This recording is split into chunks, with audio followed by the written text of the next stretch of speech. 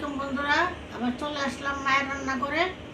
আপনারা দেখেন আমি কিভাবে রান্না করি। আশা করি আপনারা ভালো আছেন। আলহামদুলিল্লাহ আমরাও ভালো আছি। আজকে রান্না করব ইলিশ মাছ দিয়া, আলু দিয়া, বেগুন দিয়া ইলিশ মাছ রান্না করব। দেখুন কিভাবে রান্না করি।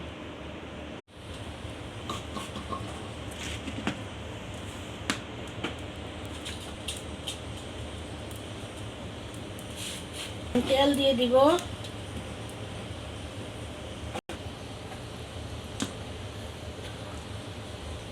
তেল গরম হয়েছে, এখন পেঁয়াজ কাঁচামরিচ দিয়ে দিব।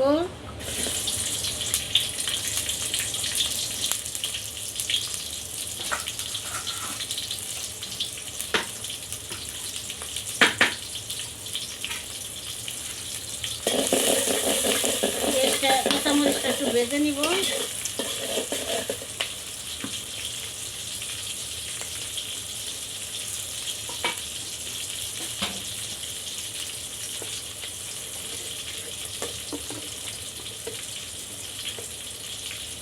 চামচ লবণ দিয়ে দিব,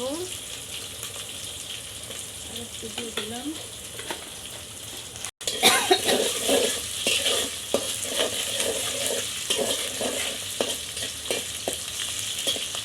পানি দিয়ে দিব।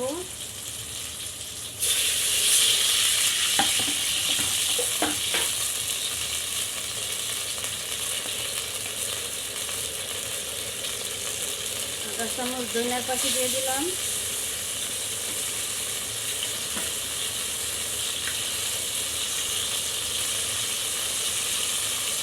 আধা চামচ হলুদের পাতি দিয়ে দিব, মরিচের পাতি,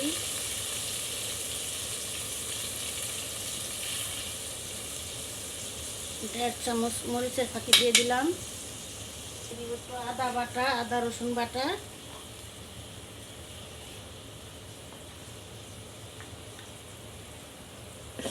এক চামচের মতো আদা বাটা দিয়ে দিলাম।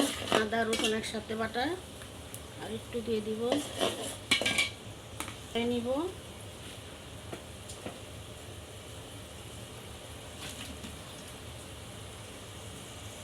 দেখুন কষানো হয়ে গেছে, তেল ছেড়ে দিয়েছে। এবার জল দিয়ে দিব। এখন কত সুন্দর জল বলে সবজি সবজি দিয়ে দিব, আলু বেগুন।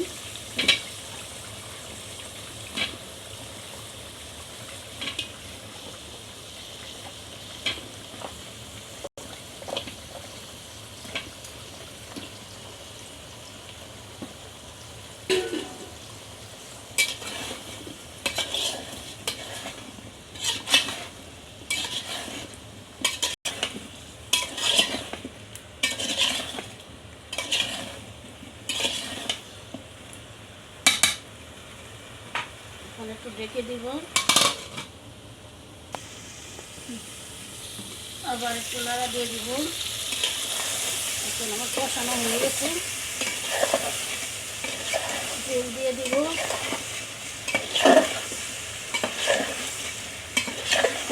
কত সুন্দর করে কষে গেছি,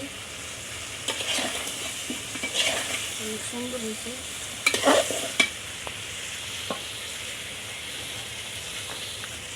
ইলিশ মাছ রান্না করব, কাঁচা মাছ বাইজানা। আপনারা কাঁচা মাছ রান্না করে খেয়ে দেখবেন, অনেক ভালো লাগে।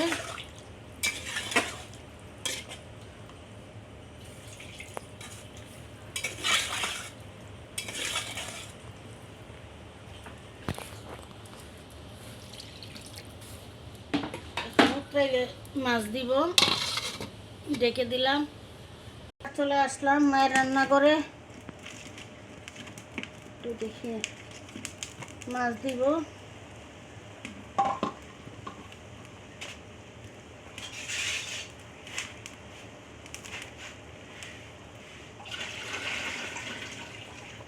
দেখুন বড় ইলিশ মাছ না, ছোট ইলিশ মাছ। কাঁচা রান্না করব, দিয়ে দিলাম।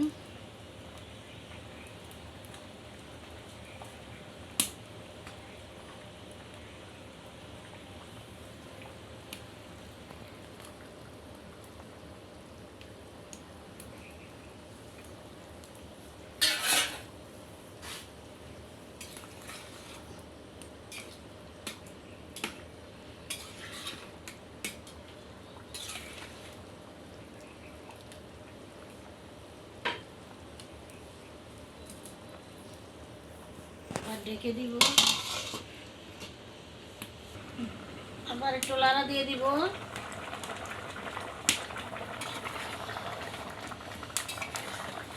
তরকারি কড়াই হয়েছে, একটু পরে নামাই নিব। ঝোল ঝোল একবার ডেকে দেব না।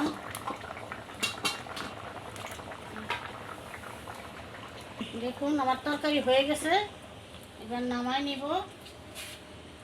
একটু ঝোল ঝোলই রাখবো।